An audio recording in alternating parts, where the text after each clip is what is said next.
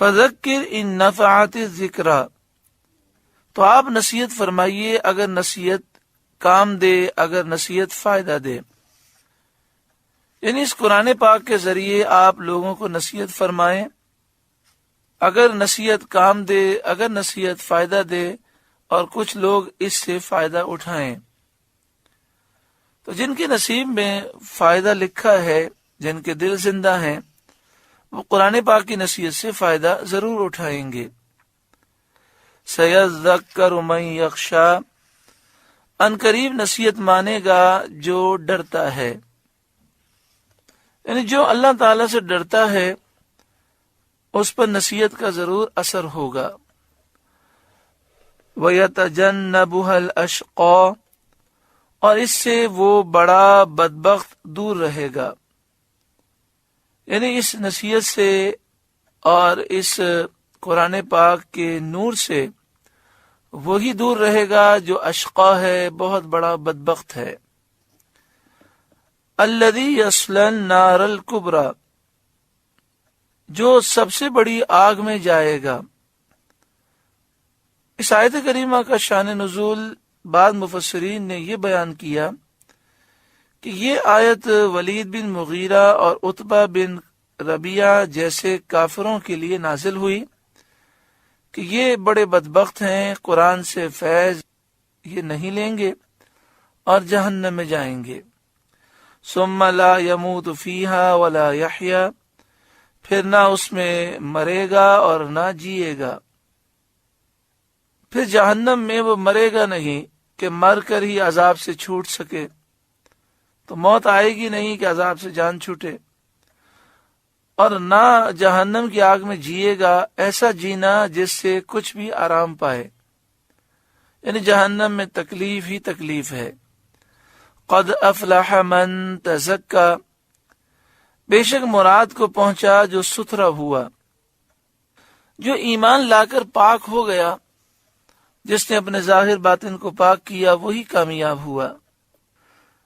ایک کافر جو گناہوں سے بھرا ہوا ہے، گندگیوں سے بھرا ہے، جب توبہ کرتا ہے، ایمان لاتا ہے تو پاک ہو جاتا ہے.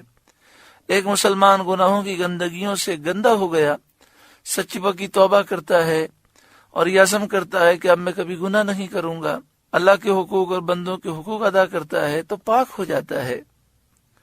قد افلح من تزکا، بے شک مراد کو پہنچا جو ستھرا ہوا، پاک ہوا. بعض مفسرین نے یہ بیان کیا قد افلح من تزکا، بے شک مراد کو پہنچا جو ستھرا ہوا، اس سے مراد ہے جس نے نماز کے لیے طہارت کی، وضو کیا، اگر غسل فرض ہے تو غسل کیا. اس معنی پر آیت سے نماز کے لیے وضو اور غسل ثابت ہوتا ہے. وَذَكَرَ اسْمَ رَبِّهِ فَصَلَّى، اور اپنے رب کا نام لے کر نماز پڑھی، اپنے رب کا نام لے کر نماز پڑھی. وَذَكَرَ اسْمَ رَبِّهِ، اور اپنے رب کا نام ذکر کیا.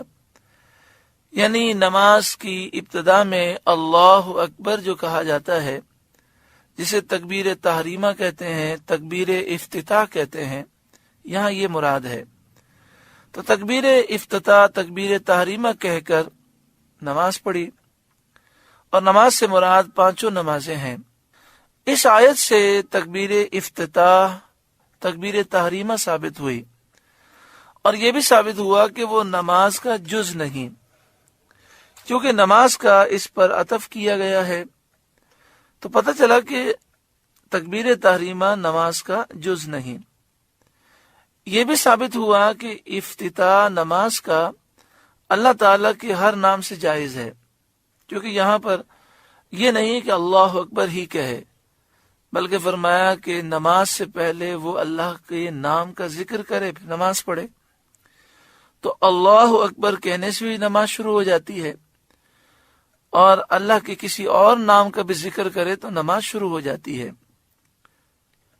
اس آیت کی تفسیر میں بعض مفسرین نے یہ بھی فرمایا کہ قد افلح من تزکا، بے شک مراد کو پہنچا وہ جو ستھرا ہوا، پاک ہوا. تو فرمایا اس سے مراد یہ کہ جس نے صدقہ فطر دیا. اور وَذَكَرَ اسْمَ رَبِّهِ، اپنے رب کے نام کا ذکر کیا، اپنے رب کا نام لیا، تو فرمایا اس سے مراد عید کی نماز کے لیے جب جاتے ہیں تو راستے میں تکبیر کہنا مراد ہے، اور فصلہ سے مراد نماز عید ہے۔ تو بعد نے کہا کہ یہاں پر عید کی نماز، صدقہ فطر اور عید کی نماز سے پہلے جو تکبیر پڑھی جاتی ہے، اللہ اکبر اللہ اکبر، لا الہ الا اللہ واللہ اکبر وللہ الحمد، کہا یہ مراد ہے۔ تفسیر مدارک اور تفسیر احمدی میں اسی بات کو ذکر فرمایا، بل تؤثرون الحیات الدنیا، بلکہ تم جیتی دنیا کو ترجیح دیتے ہو، یعنی آخرت پر اس دنیا کی زندگی کو تم فوقیت دیتے ہو، اسی لیے آخرت کے لیے عمل نہیں کرتے، اسی لیے وہ عمل نہیں کرتے جو آخرت میں کام آئے، صرف دنیا دنیا اور دنیا کے پیچھے بھاگتے ہو۔ والآخرۃ خیر وابقا، اور آخرت بہتر اور باقی رہنے والی ہے۔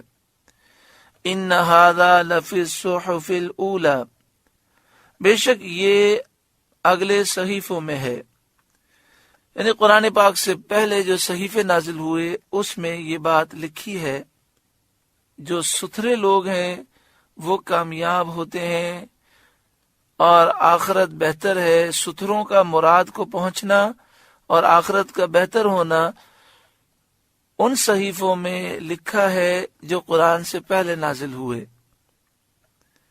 صحف ابراہیم و موسیٰ، ابراہیم اور موسیٰ کے صحیفوں میں، یعنی ابراہیم اور موسیٰ کے صحیفوں میں یہ بات لکھی ہے کہ دنیا کے مقابلے میں آخرت بہتر ہے۔ کامیابی کو وہ پائے گا جو اپنے آپ کو پاک کرے، ستھرا ہو۔ اللہ رب العالمین سورۃ الاعلیٰ کے نور سے ہمارے قلوب کو روشن منور فرمائے، اور جو نصیحتیں اس سورہ مبارکہ میں ہیں اللہ تعالی ہمیں عمل کی توفیق عطا فرمائے، خاص طور پر ہمیں دنیا کے مقابلے میں آخرت کو ترجیح اور فوقیت دینے کی توفیق عطا فرمائے، آمین، بجاہ سید المرسلین صلی اللہ علیہ وآلہ وسلم۔